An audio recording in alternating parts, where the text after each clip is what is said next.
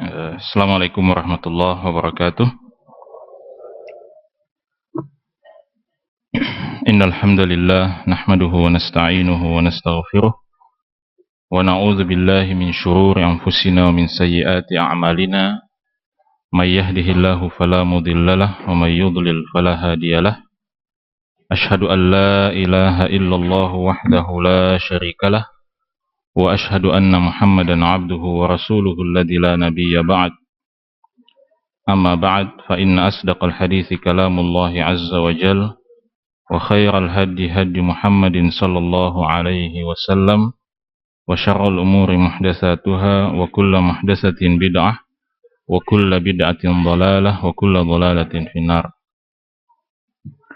Jamaah salat maghrib yang dimuliakan oleh Allah Subhanahu wa taala, pada malam hari ini kita kembali bersyukur kepada Allah Subhanahu wa taala yang selalu memberikan kemudahan kepada kita semua untuk mendekatkan diri kepadanya, untuk beribadah kepadanya. Dari waktu ke waktu selalu saja Allah Subhanahu wa taala memberikan kemudahan itu, memberikan kesempatan kepada kita semua untuk datang memenuhi panggilannya.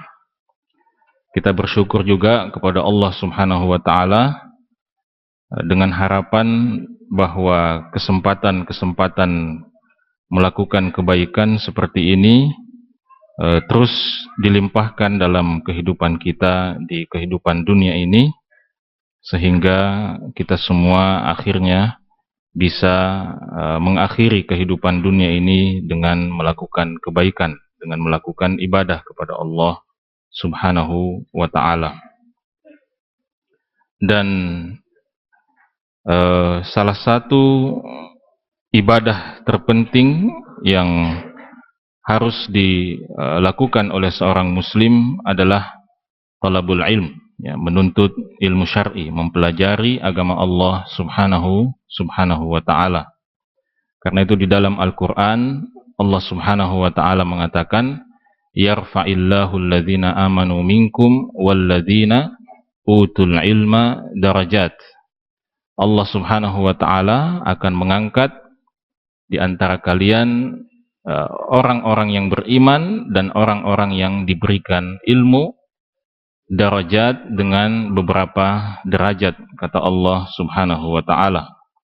Jadi di dalam ayat ini Allah Subhanahu wa ta'ala menyebutkan dua persyaratan utama agar kita mendapatkan pengangkatan derajat, ya, agar kita mendapatkan pemuliaan dari Allah Subhanahu wa ta'ala. Syarat yang pertama adalah al-iman, beriman kepada Allah Subhanahu wa ta'ala. Ini adalah merupakan syarat utama di mana semua kebaikan atau sebanyak apapun kebaikan yang kita lakukan, sebesar apapun kebaikan yang kita lakukan, kalau dia tidak dilandasi oleh iman kepada Allah Subhanahu wa ta'ala, tidak dilandasi dengan tauhid kepada Allah Subhanahu wa ta'ala, maka kebaikan itu tidak akan ada gunanya sama sekali. Ya.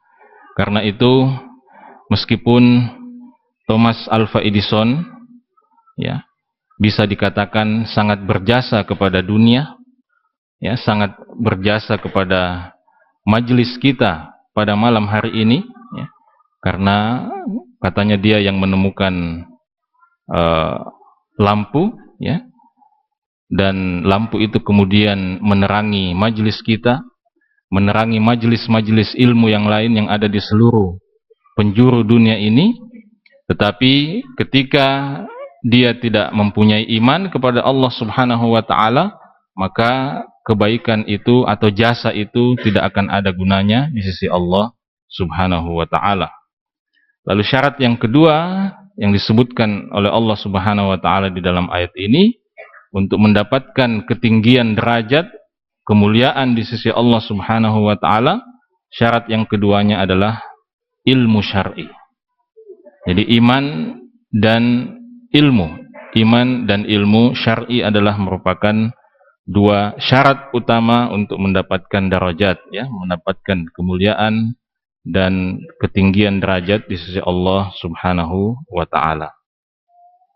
Karena itu doa yang diajarkan langsung oleh Allah Subhanahu wa taala, salah satu doa yang diajarkan langsung oleh Allah Subhanahu wa taala kepada Nabi kita Muhammad sallallahu alaihi wasallam adalah Rabbi zidni ilma. Doa yang sangat populer.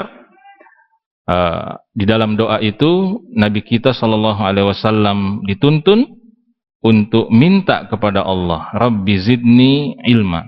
Wahai Tuhanku, tambahkanlah karunia ilmu untukku. Dan kita tidak akan menemukan ada doa yang memiliki redaksi seperti ini selain doa ini. Kita tidak akan menemukan Allah Subhanahu wa taala memerintahkan kepada Nabi untuk berdoa minta tambahan sesuatu kecuali tambahan ilmu. Nabi tidak pernah diperintahkan oleh Allah Subhanahu wa taala secara khusus misalnya meminta agar pengikutnya diperbanyak oleh Allah Subhanahu wa taala, atau hartanya diperbanyak oleh Allah Subhanahu wa taala, kekayaannya diperbanyak oleh Allah Subhanahu wa taala, wilayah kekuasaannya diperbanyak oleh Allah Subhanahu wa taala. Tetapi secara khusus Allah Subhanahu wa taala memerintahkan kepada Nabi kita untuk mengatakan Rabbi zidni ilma.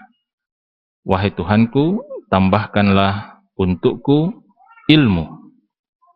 Karena itu jemaah yang dimuliakan oleh Allah Subhanahu wa taala, sekali lagi mudah-mudahan kita bisa menyadari kewajiban utama kita sebagai seorang muslim yang juga melekat padanya kewajiban untuk menjadi seorang talibul ilm atau kewajiban untuk menjadi seorang penuntut ilmu syar'i.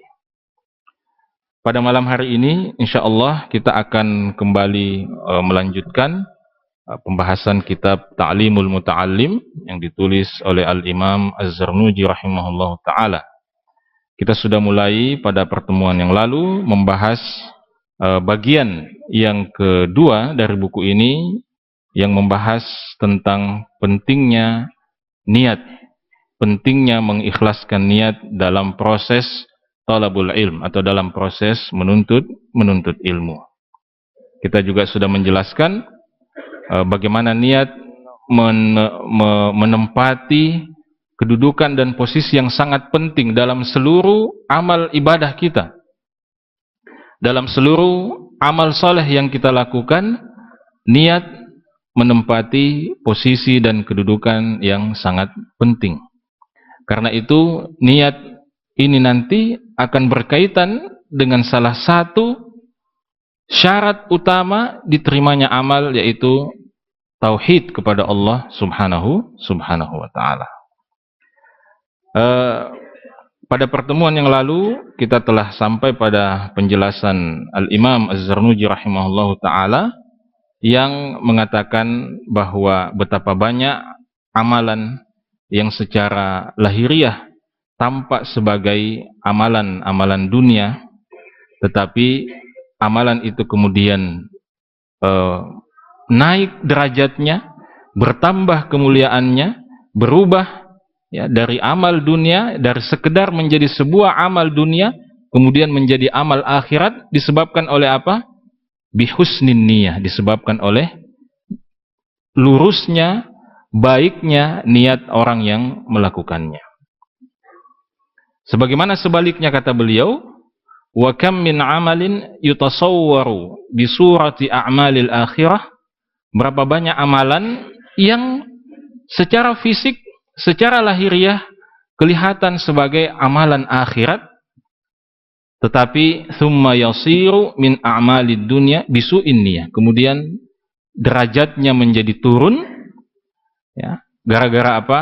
Gara-gara niatnya yang tidak benar. Karena itu kita memberikan contoh, misalnya kalau seperti yang disebutkan di dalam hadis Umar Ibn Khattab radhiyallahu taala anhu, Nabi sallallahu alaihi wasallam mengatakan, barang siapa yang hijrahnya karena Allah dan Rasulnya, maka hijrahnya untuk Allah dan Rasulnya. Tapi siapa yang hijrah untuk satu kepentingan dunia, faman kanat hijratuhu lidunya yusibuha aw imra'atin yankihuha, atau karena ada seorang wanita yang dia taksir, yang ingin dia nikahi, yang kebetulan ikut hijrah, maka dia ikut hijrah karena mengejar wanita itu. Hijrah ini adalah amalan yang sangat luar biasa kedudukannya. Ya.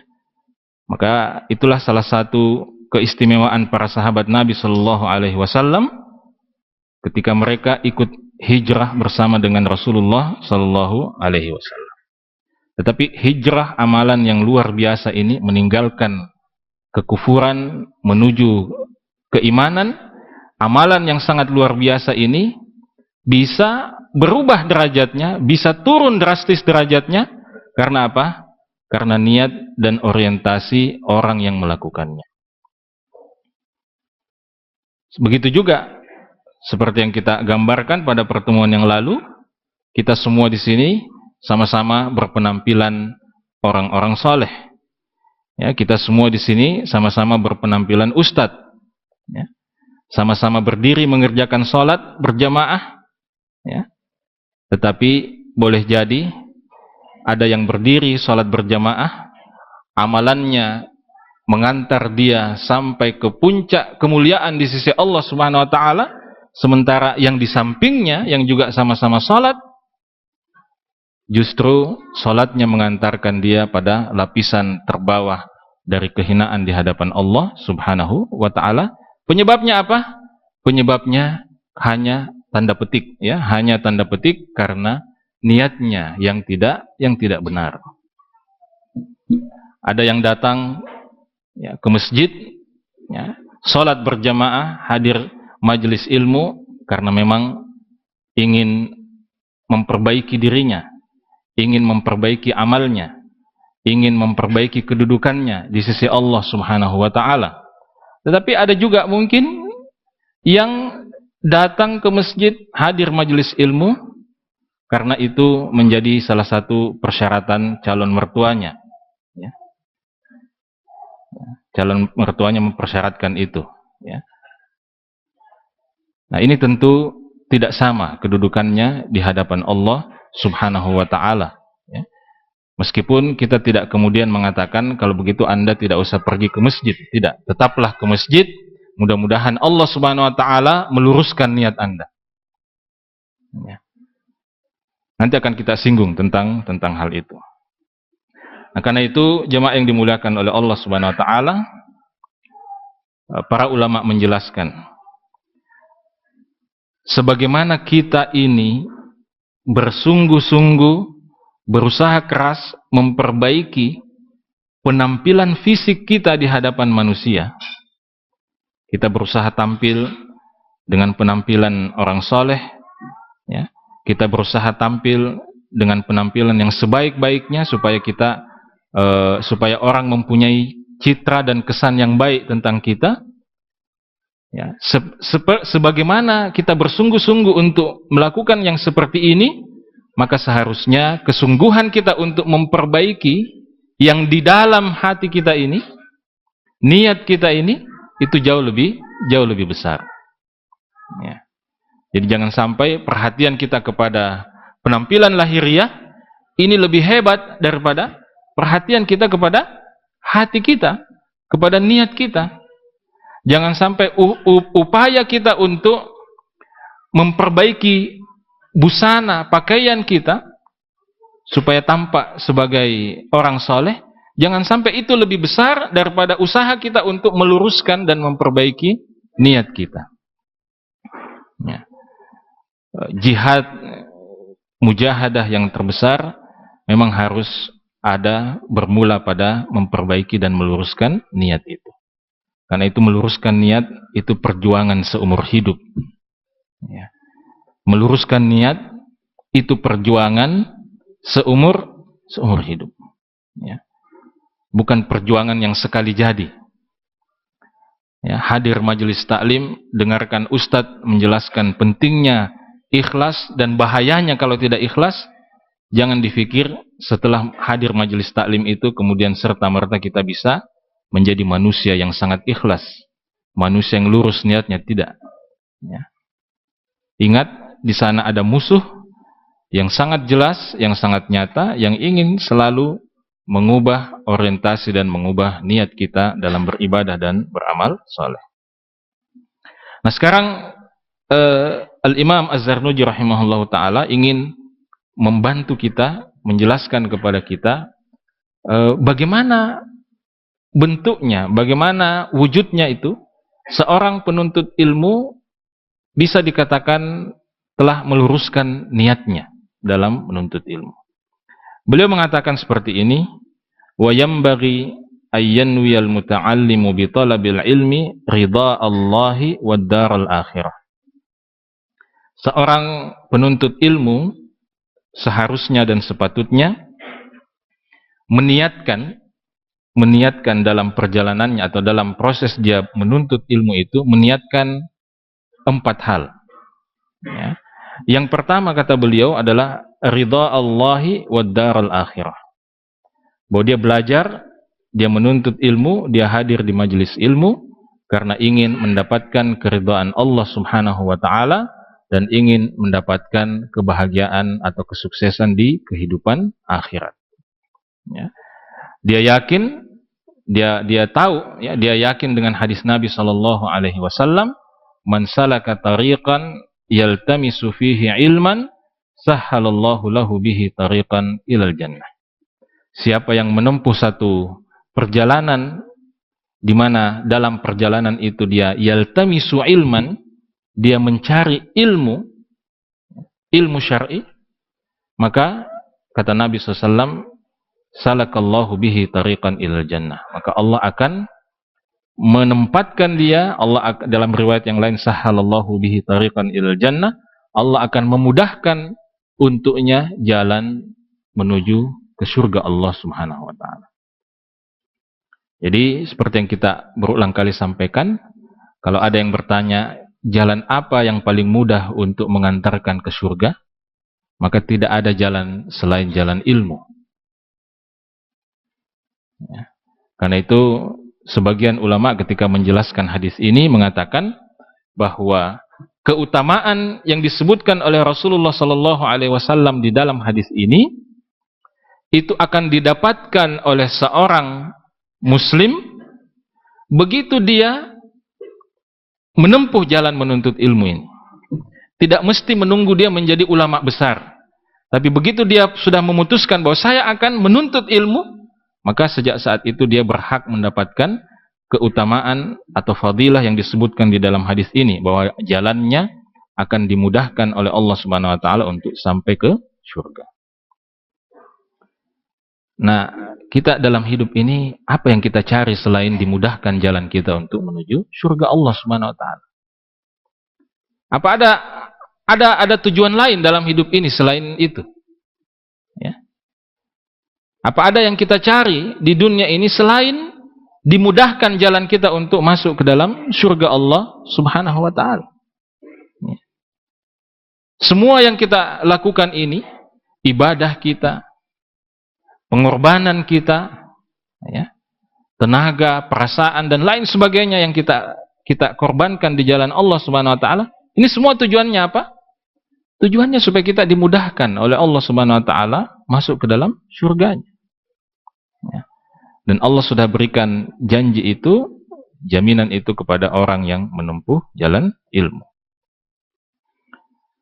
Ya. Atau dengan kata lain, ya, para ulama mengistilahkan niat yang pertama ini dengan istilah niyatul amal bil ilm. Jadi dia menuntut ilmu itu memang dengan niat untuk mengamalkan ilmu yang dia pelajari. Ini yang pertama.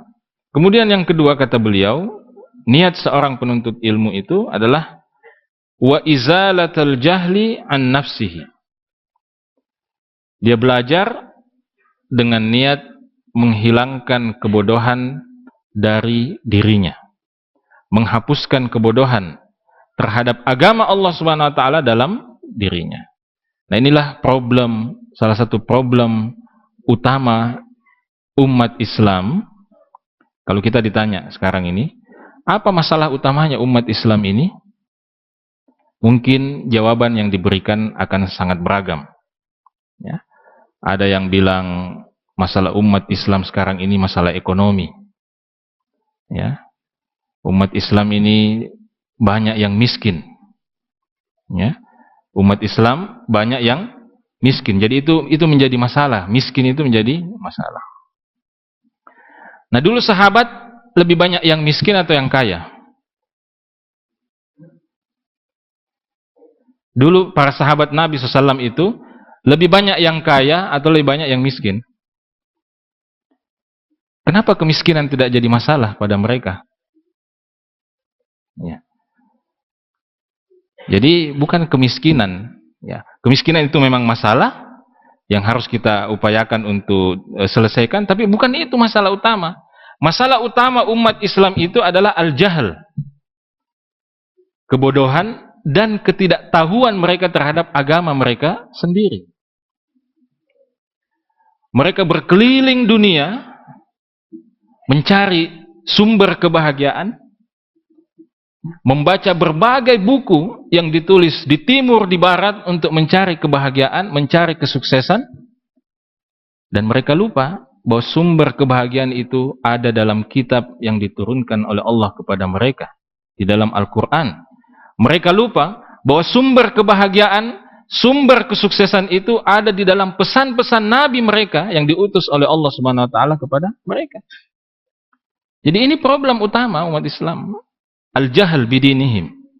Ya, mereka bodoh terhadap agama mereka sendiri. Meskipun mungkin mereka mempunyai gelar akademik yang sangat tinggi, mungkin sudah doktor, ya sudah guru besar, tetapi mereka tidak tahu bahwa sumber kebahagiaan, sumber kesuksesan mereka itu ada dalam panduan kebahagiaan, panduan kesuksesan itu ada di dalam Al-Quran dan ada di dalam sunnah Nabi SAW. Nah, itulah pentingnya menuntut ilmu, izalatu al-jahl an nafsi. Ya, kita berusaha menghapuskan kebodohan itu dari diri kita. Kebodohan terhadap apa? Kebodohan terhadap agama Allah Subhanahu wa Ta'ala. Jadi kita bayangkan betapa sayangnya Allah Subhanahu wa Ta'ala kepada kita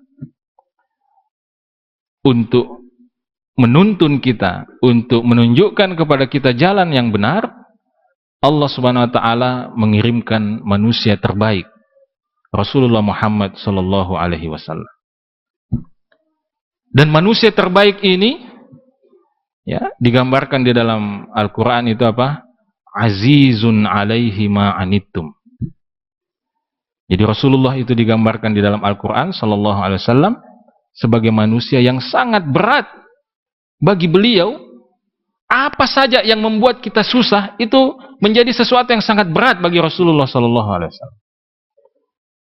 Jadi Rasulullah SAW itu adalah manusia yang tidak mau kita, umatnya itu merasa susah dan merasa berat. Maka saya kira kita semua tahu proses disyariatkannya sholat 5 waktu itu. Ya. Dari 50 kali menjadi 5 kali.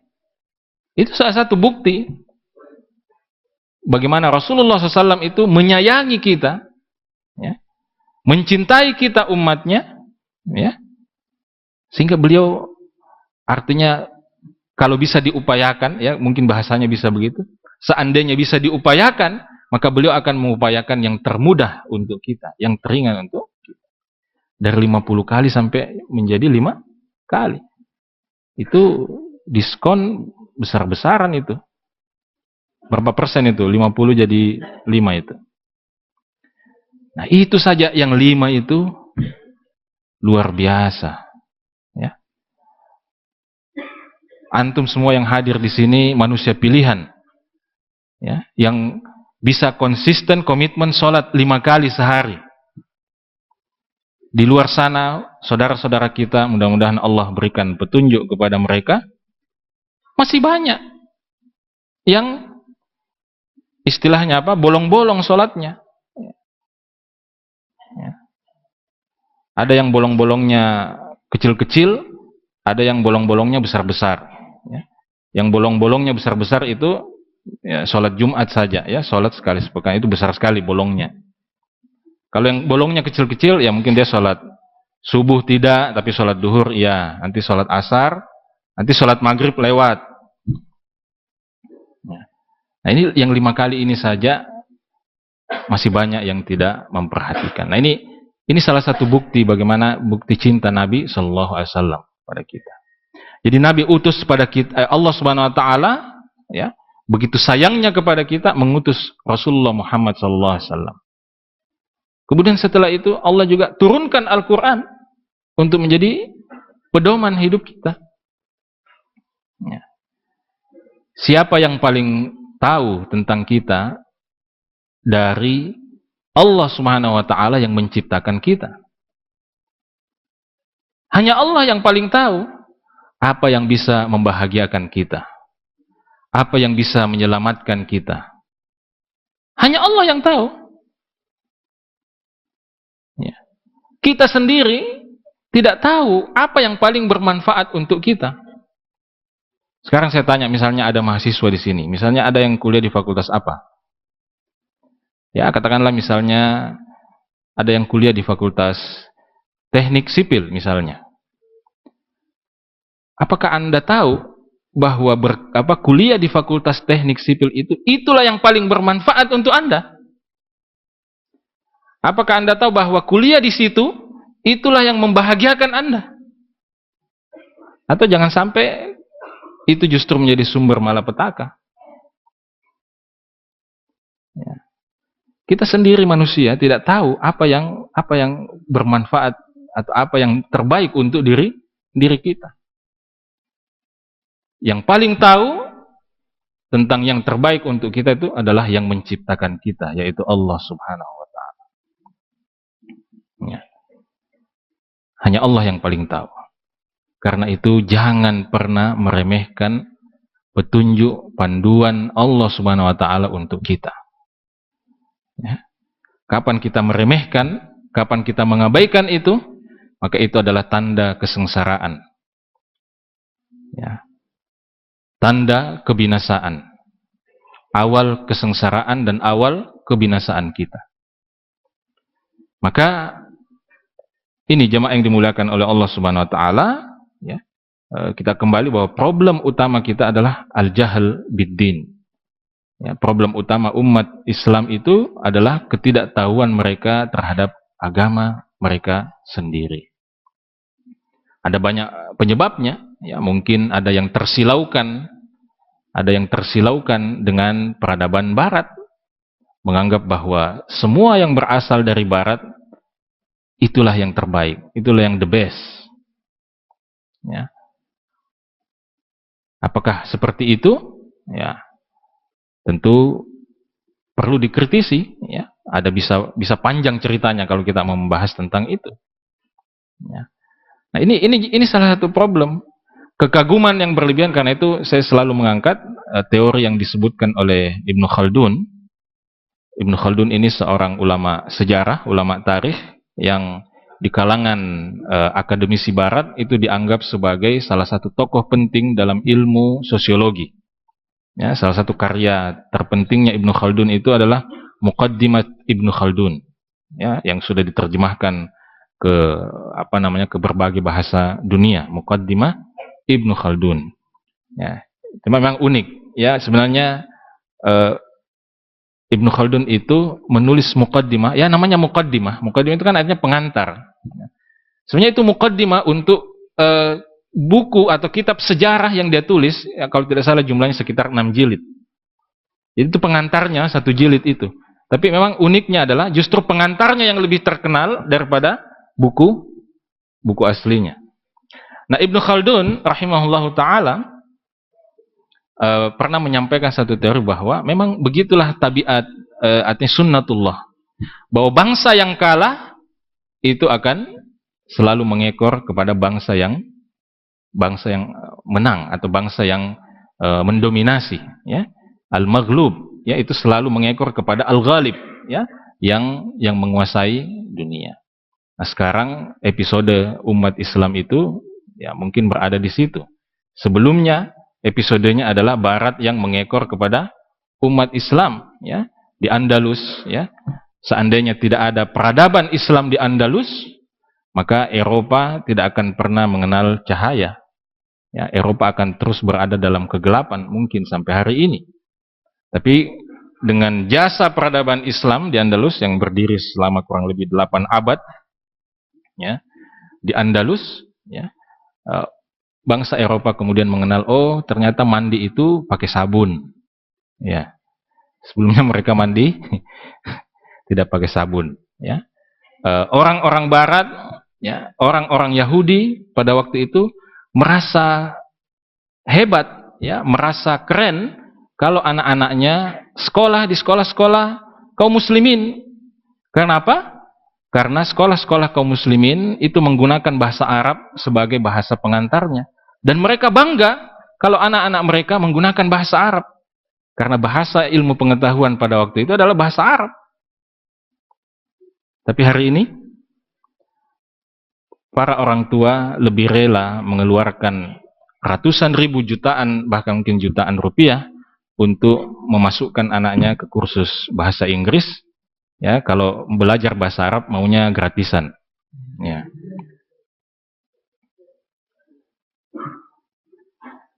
Jadi ini yang kedua. Jadi itu tadi yang pertama. Kemudian yang niat yang kedua adalah izalatul jahal an nafsihi.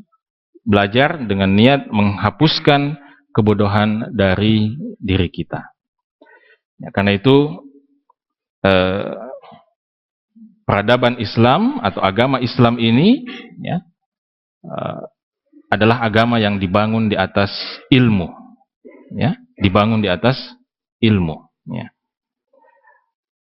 Ini yang kedua. Kemudian yang ketiga kata beliau, ya, niat yang lurus dalam menuntut ilmu itu, ya, juga harus nanti diikuti dengan izalatul jahal an sairil juhal. Jadi kita belajar dengan niat bahwa nanti insya Allah saya juga akan berusaha menghapuskan kebodohan itu dari orang-orang bodoh lainnya, ya, dari saudara-saudara kita yang mungkin tidak mengetahui tentang agama ini. Jadi itu niat yang ketiga. Kita belajar, setelah kita menghapuskan kebodohan dari diri kita, maka kita juga ingin manfaat ilmu itu dirasakan oleh orang lain, ya, sehingga kita juga berniat bahwa insya Allah kita akan menyampaikan ilmu ini, kita juga akan bekerja, berusaha untuk menghapuskan kebodohan dari saudara-saudara kita yang lainnya. Kemudian yang keempat, niat yang keempat kata beliau adalah wa ihya'iddin wa ibqa'il Islam. Kita menuntut ilmu itu dengan niat untuk apa? Untuk menghidupkan agama ini, menjaga agama ini tetap hidup, tetap eksis, ya, wa ibqa'il Islam, dan ya membuat Islam ini tetap eksis, ya, tetap wujud di kehidupan umat manusia. Jadi ini 4 hal, ya. Karena itu beliau menutup dengan mengatakan fa inna baqa'al islami bil ilm.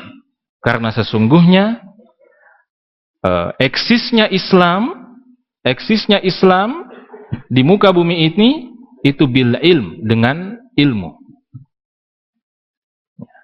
Jadi tanpa mengurangi penghargaan kita kepada aspek-aspek lain kehidupan, aspek ekonomi dan lain sebagainya, ya, tetapi yang tidak boleh dilupakan adalah bahwa pokok utamanya, asal utamanya, eksisnya Islam ini, tegaknya Islam di atas muka bumi ini, itu adalah dengan bila ilmu, dengan ilmu.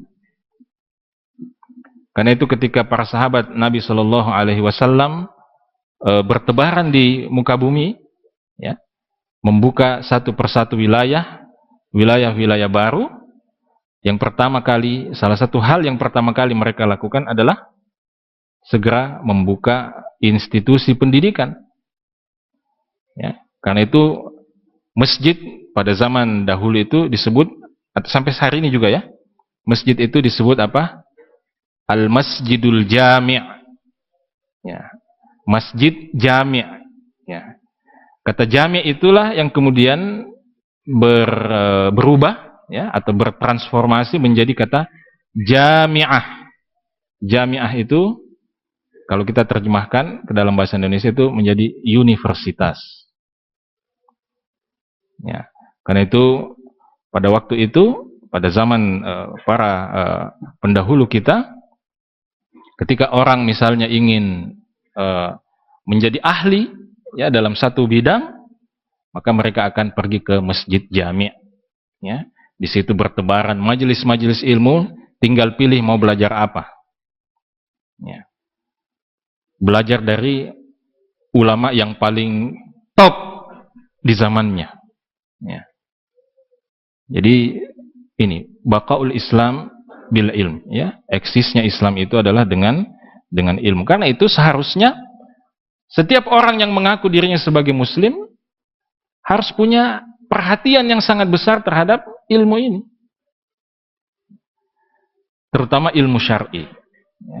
Terutama ilmu yang membuat dia bisa lebih faham terhadap Al-Quran, terhadap sunnah Nabi SAW, karena kita yakin petunjuk kebahagiaan, pedoman hidup manusia itu sudah ada semua di sana. Tinggal pertanyaannya siapa yang ingin menggali dan mempelajari pedoman dan petunjuk Allah Subhanahu wa taala dan Rasulnya. Ya. Karena itu ketika ilmu ini hilang, ketika ilmu ini tidak mendapatkan perhatian ya, dalam kehidupan manusia, orang akhirnya beragama, menjalankan agama ini, berislam, bukan lagi dilandaskan ilmu. Landasannya apa? Ya, ini sudah dari orang-orang tua kita begini. Ya. Jadi landasannya apa? Kenapa Anda lakukan ini? Ini memang dari orang-orang tua kita begini. Ya. Jadi landasannya bukan landasan ilmu. Landasan ilmu dalam beragama itu seperti kata sebagian ulama, al-ilmu qala Allahu qala rasuluhu. Ya. Yang namanya ilmu dalam beragama itu qala Allah qala rasuluhu. Allah mengatakan begini, Rasulnya mengatakan begini, itu namanya ilmu. Kenapa Anda lakukan ini? Saya lakukan ini karena Allah berfirman begini. Saya lakukan begini karena Rasulullah SAW bersabda begini. Bukan apa? Ya ini nenek moyang kita sudah begini. Ya. Ini bukan ilmu lagi landasannya. Jadi kita seharusnya ini beribadah, ya, melakukan kebaikan, melakukan amal soleh. Ya. Kita juga harus siapkan landasannya. Ya. Karena kita akan dimintai juga pertanggungjawaban oleh Allah Subhanahu wa taala atas dasar apa kita melakukan satu amalan. Karena itu Nabi SAW mengatakan, "Man 'amila 'amalan laisa 'alaihi amruna wa huwa rad." Siapa yang mengerjakan satu amalan yang tidak dilandaskan pada perintah kami, agama kami ini, wa huwa rad, maka dia akan tertolak. Jadi bayangkan kita sudah bercucuran keringat ya, melakukan berbagai macam amalan-amalan, begitu kita menghadap Allah Subhanahu wa taala di akhirat, semuanya ditolak. Ya. Kalau istilah sebagian ustadz, semuanya dikali nol. Ya. Ya, kalau istilahnya Ibnu Qayyim Al-Jauziyah rahimahullah, seperti seorang pengembara yang memikul sebuah tas atau karung yang besar. Dia pikir isi tas itu adalah barang-barang yang berguna untuk dia ketika dia sampai di tujuan. Ternyata ketika dia sampai di tujuan, dia buka tas itu, dia buka kantong itu, isinya pasir melulu. Ya. Tidak bisa dimakan, ya, tidak laku juga dijual, ya, tidak ada juga yang berminat dengan itu. Ini beragama tanpa landasan ilmu. Ya. Karena itu jemaah yang dimuliakan oleh Allah Subhanahu wa taala, kecintaan pada ilmu, ya, kecintaan pada ulama, ya, kecintaan kepada ilmu ini adalah merupakan kewajiban terutama para orang tua, menjadi kewajiban kita untuk menanamkan kecintaan ini kepada anak-anak kita. Ya. Kita tidak tahu zaman apa yang akan dihadapi oleh anak-anak kita ke depan. Ya. Semakin dekat hari kiamat, ya, semakin banyak fitnah terjadi, ya, semakin banyak ujian yang terjadi. Kita tidak tahu apa yang akan mereka hadapi. Ya. Dan salah satu kunci utama keselamatan mereka menghadapi ujian-ujian zaman itu adalah dengan ilmu syar'i. Alhamdulillah, ilmu syar'i yang benar, yang bersumberkan pada Al-Quran dan Sunnah. Tanpa ilmu, maka keberagamaan kita ini ya akhirnya menjadi sebuah ritual yang memang sudah begitu dari dulunya ya. Seperti cerita yang selalu yang beberapa kali saya angkat di beberapa majelis, cerita tentang The Guru's Cat, ya mungkin ada pernah dengar ya, kucingnya guru. Jadi ini cerita bukan cerita dari umat Islam sebenarnya, tapi cerita ini terkenal. Jadi dalam satu komunitas agama tertentu, pada satu ketika katanya, ketika mereka akan menjalankan atau melakukan satu ritual ibadah, tiba-tiba ada kucing yang melintas.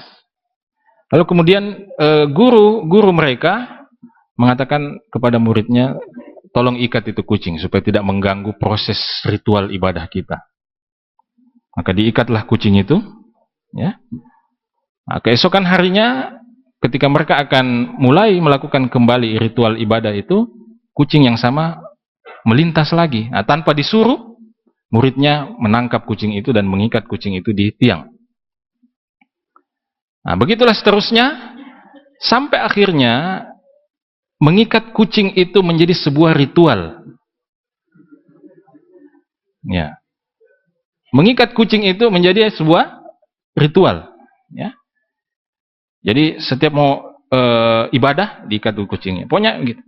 Begitu seterusnya sampai akhirnya kemudian guru ini meninggal dan akhirnya ritual mengikat kucing itu menjadi bagian yang tidak terpisahkan dari ibadah mereka. Bahkan ketika kucing ini meninggal, dicarikan kucing pengganti untuk diikat di situ. Nah, coba lihat ketika orang beragama itu tanpa ilmu seperti itu. Ini sama seperti cerita umat Nabi Nuh alaihi salam yang kemudian mengambil membuat patung orang soleh. Generasi pertama mengatakan niatnya untuk memotivasi kita beribadah kepada Allah. Niatnya supaya apa? Memotivasi beribadah kepada Allah, supaya kalau kita lihat patung itu kita ingat, oh ini dulu pernah hidup orang soleh seperti ini, ya, kita termotivasi untuk meneladani. Oke, generasi pertama habis, generasi kedua sudah mulai berubah. Ya. Generasi berikutnya mulai berubah sampai akhirnya apa? Sampai akhirnya patung itu menjadi sembahan. Ya, coba lihat itu. Menjadi sembahan. Nah, itulah sebabnya di dalam Islam yang namanya hal-hal yang bisa membahayakan tauhid, terutama yang bisa membahayakan tauhid seseorang, itu di-cut duluan, ya, harus dipotong duluan. Ya. Jangan sampai kemudian itu menjadi jalan, menjadi sarana orang untuk menyekutukan Allah subhanahu wa ta'ala. Dan itu kebetulan tadi subuh kita kajian tafsir di sini, tafsir masih tafsir surah Al-Baqarah. Kita sampai pada ayat di mana Allah subhanahu wa ta'ala memerintahkan para malaikat untuk sujud, ya, kepada Adam. Ya. Wa idz qulna lil malaikati isjudu li adama fasajadu, maka mereka pun sujud kecuali iblis. Nah, penjelasan para ulama tafsir, sujud yang dimaksud di situ adalah sujudu tahiyatin wa salamin wa ikram. Sujud untuk menghormati Adam, bukan sujud dalam rangka ibadah kepada Adam. Karena itu para ulama tafsir mengatakan dahulu yang namanya sujud dengan tujuan penghormatan ini masih dibolehkan. Ya, masih dibolehkan. Tetapi ketika Nabi Muhammad SAW datang, maka sujud ini dihapuskan. Sujud ini tidak dibolehkan lagi. Makanya Mu'adz bin Jabal radhiyallahu taala anhu pernah mengatakan kepada Nabi SAW bahwa saya pernah ke Syam, saya melihat di Syam itu mereka sujud kepada uskup-uskup dan ulama mereka. Lalu Mu'adz karena cintanya kepada Nabi, dia mengatakan, wahai Rasulullah, seharusnya Anda lebih pantas untuk kami sujudi. Ya. Tapi Nabi mengatakan apa? La, tidak boleh. Nabi mengatakan, seandainya aku boleh memerintahkan manusia untuk sujud kepada sesama manusia, maka saya akan perintahkan para istri untuk sujud kepada suaminya, disebabkan besarnya hak sang suami terhadap istri. Tapi jangan juga, ya ini hadis ini, ya terutama oleh kaum feminis, ya itu sering jadi apa? Jadi bahan persoalan. Ya, memang akan jadi persoalan kalau kita mengambil agama ini sepotong-sepotong. Sama kalau kita baca surah Al-Ma'un itu, fawailul lil musallin, sudah. Celakalah orang-orang yang sholat. Woi, gimana ini kita sholat? Celaka. Nah, maka mengambil agama ini tidak boleh sepotong-sepotong. Nah, kalau cuma kita lihat hadis ini, istri, ya seandainya boleh disuruh sujud, istri disuruh sujud kepada suami karena besarnya apa? Hak suami kepada istri. Jangan lupa, ya, kemuliaan yang diberikan oleh Rasulullah SAW kepada para suami ini juga itu berbanding lurus dengan tanggung jawab suami. Jadi jangan semena-mena ya sujud ya. Saya ini itu berbanding dengan tanggung jawab. Ya, kullukum ra'in wa kullukum mas'ulun an ra'iyah. Itu tidak gampang itu. Ya. Melenceng-melenceng kita punya istri, siapa yang bertanggung jawab? Ya, kita akan ditanya oleh Allah Subhanahu wa taala. Ya. Jadi itu intinya bahwa eksistensi Islam itu adalah dengan ilmu. Jadi inilah agama yang wahyu pertamanya adalah Iqra, bacalah. Ya. Tidak ada agama seperti ini. Ya. Perintah pertamanya bukan sholatlah, tapi apa? Iqra, bacalah. Perintah untuk berilmu. Ya. Karena itu seorang muslim ya, harus menyadari dan meresapi hal ini sehingga menjadikan ilmu ini sebagai bagian yang tidak terpisahkan dalam hidupnya. Jadi ini tadi empat hal ini atau empat niat ini diistilahkan oleh para ulama kita dengan usulun niyah al-arba'ah. Usulun niyati al-arba'ah. Empat niat pokok ya dalam menuntut ilmu. Baik, saya kira itu yang bisa kita bahas untuk kesempatan malam hari ini. Mudah-mudahan Allah mudahkan untuk kita melanjutkan kembali pada pertemuan berikutnya. Subhanakallahumma bihamdik asyhadu an la ilaha illa anta astaghfiruka wa atubu ilaik. Wa akhiru da'wana alhamdulillahi rabbil alamin. Wassalamualaikum warahmatullahi wabarakatuh.